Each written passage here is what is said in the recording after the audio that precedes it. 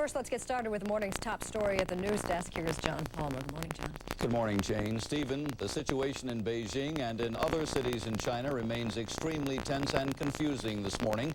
U.S. officials say they can't tell who's in charge of China at this point, and they are warning Americans in Beijing to leave as quickly as possible.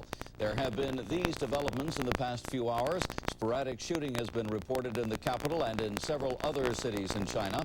There have been major troop movements in the center of Beijing, and at one point, Chinese troops sealed off a compound housing several thousand foreign diplomats and journalists and raked that building with gunfire.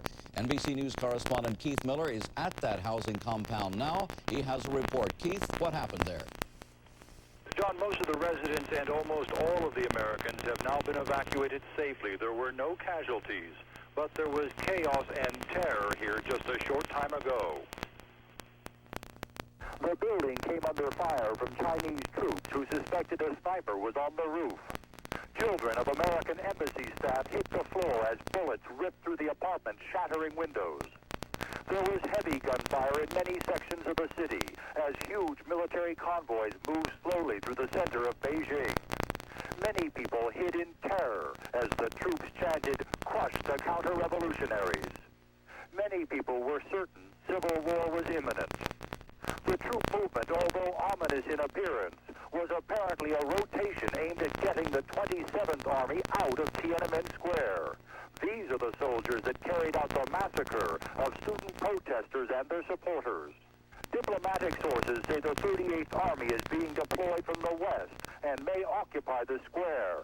These soldiers were applauded as they entered the city, since many people regard them as sympathetic to pro-democracy demonstrators. The Beijing-based 38th refused to use force against unarmed civilians when martial law was declared more than 2 weeks ago. Beijing radio indicated that Chao Shu was the new Communist Party boss. Chao is a hardliner and head of China's Secret Service. Any military rotation conducted without violence would greatly reduce the fear of civil war in China and indicate that some measure of stability is returning to the government. John?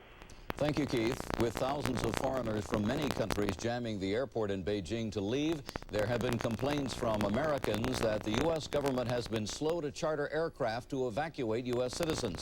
But as State Department correspondent John Dancy reports this morning, the Bush administration is about to move on that front. John? Yes, good morning, John. The State Department is expected to announce today that it is chartering a United Airlines 747 to evacuate Americans who want to leave Beijing. Planning for the necessary clearances for the charter flight went on through the night, and NBC News in Beijing has been told by embassy officials that the first flights could begin as early as Thursday, Beijing time.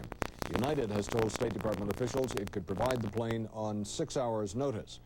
There were hurried meetings at the State Department last night as the security situation in the capital became more confused. The U.S. has not issued an evacuation order for private American citizens. In fact, has no authority to issue one. But a State Department spokesman said early this morning, Washington time, that Ambassador James Lilly has recommended that all U.S. embassy dependents and non-essential personnel be evacuated.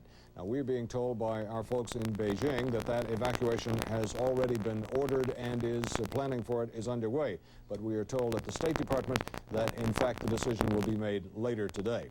On another matter, State Department officials have received intelligence estimates that the death toll in the weekend massacre could go higher than 3,000. But they caution that the situation is so confused, it is impossible to make a very accurate estimate. John? Thank you, John. In Hong Kong, there have been several violent clashes between police and activists demonstrating in sympathy with the pro-democracy students in China. Hong Kong police fired volleys of tear gas and made repeated charges to clear a crowd estimated by police at about 7,000.